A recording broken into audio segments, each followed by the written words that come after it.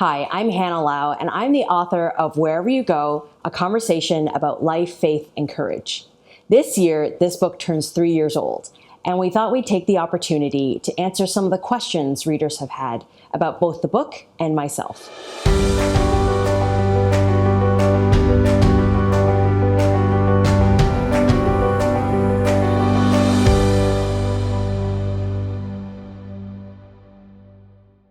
Why is the book called Wherever You Go? Well, I don't want to give anything away, but a very significant part of the book centers around the verse found in Joshua 1:9, which says, "Be strong and courageous, for the Lord your God will be with you wherever you go." And towards the end of my writing of the book, it became apparent that God has a go for each person. And it is our life's mission to figure out what that is and to pursue it. And so the last 3 words of that verse seemed very fitting to be the title of the book. What advice would you give to someone who wants to write a book or anything?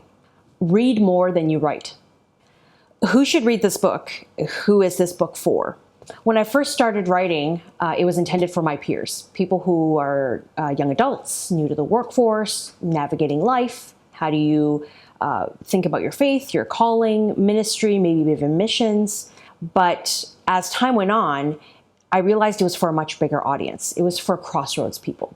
And Crossroads people to me is anybody who is at a juncture in their lives where they're making a decision or they need to choose a path.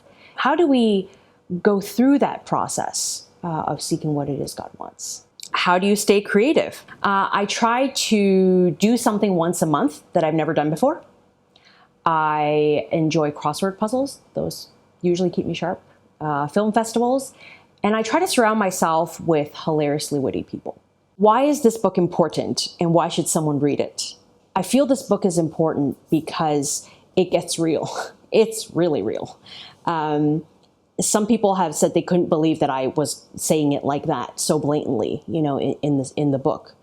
But my hope is that this conversation between the 2 young women in this book spark real life conversations between people in Christ-centered relationships, to be able to talk about what's difficult and navigate it together.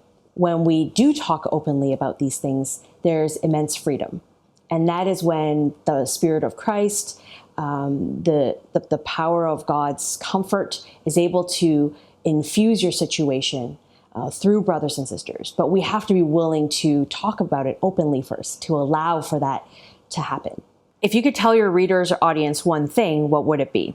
If I could tell you one thing, I would say that read this with an open heart.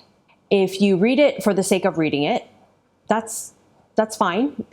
I've heard it makes a great bathroom read, but I encourage you to read it and allow it to get personal with you. When you read it with an open heart, you allow for the situation to relate to your own circumstances and also allow for God to speak into your past, your present, and also possibly your future about how you should navigate your way forward.